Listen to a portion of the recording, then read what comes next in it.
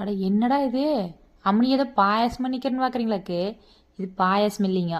நேற்று நம்ம கண்ணம்மா கண்ணு போட்டிருந்தாப்பிள்ளைங்களா, அதை சீம்பாலுங்க. அனுங்க சர்க்கரை போட்டு கலக்கி வச்சுக்கிறனுங்க, ஒரு 2 ஏலக்காய் தட்டி போட்டுக்கிறனுங்க. நீ இதை அடுப்பில் வச்சு வேக வைக்கணும்.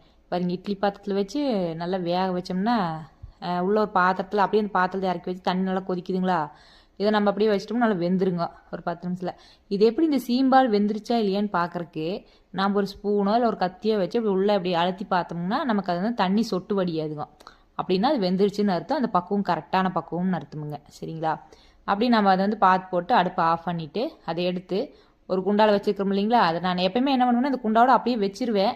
ஆனால் இந்த டைம் என்ற தங்கச்சி தான் சொன்னாப்புல இது பீஸ் போட்டால் நல்லா வருது அப்படின்னாப்பிள்ளைங்களா, அதனால சரி பீஸ் போட்டு பார்க்கலாமேன்னு சொல்லிட்டு நானும் எடுத்து ட்ரை பண்ணுங்க. அது கொஞ்சம் இதாக தான் இருந்தது, பட் ஆனால் நல்லா வந்துச்சுங்க. அப்புறம் எடுத்து கொட்டி அது மேலே தலையில் இருந்து தட்டு தட்டி அதுக்கப்புறம் அதை அப்படியே எடுத்தால் அழகாக கேக் எப்படி இருக்குங்க, அப்படி கேக் மாதிரி வந்துருச்சுங்க. பாருங்கள், இது சீம்பால் கேக்கு தெரியுதுங்களா, நல்லா ஆவி பறக்குது பாருங்க. சும்மா பட்டையை கிளப்பிச்சு டேஸ்ட்டு ரொம்ப சூப்பராக இருந்ததுங்க. மாடு கன்று போட்டால் எப்படி இருந்தாலும் அந்த ஒரு நாள் மொதல் நாள் ஃபஸ்ட்டு கறந்தா அன்னைக்கு எசவு இருந்தால் காய்ச்சுவோம், இல்லாட்டினா அடுத்த நாள் கறந்து காய்ச்சறது தானுங்க. நல்லா வந்ததுங்க. சீம்பால் டேஸ்ட் அருமையாக இருந்தது, ரொம்ப சூப்பராகவும் இருந்தது. சரின்ட்டு ஏனுங்க எப்படி இருக்குது, கேக்காட்டவே இருக்குதுங்களா.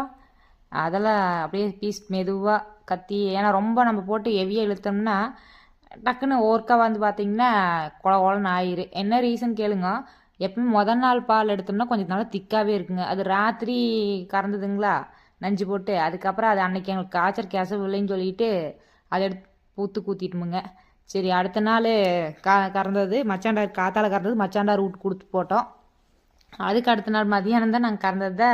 சரி எப்பயும் நான் முதல் நாள் காய்ச்சிடுவேன், ஆனால் கொஞ்சம் அசு இல்லாமல் காய்ச்ச முடியலன்னு சரி டவுட்லேயே எடுத்துனுங்க.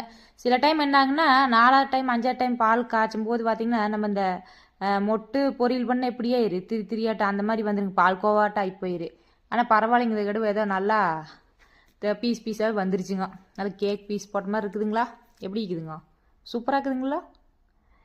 சரிங்க, நான் போய் என்ற சொல்லி பார்க்குறேன், எல்லாத்துக்கும் போயிட்டு வரணுங்க.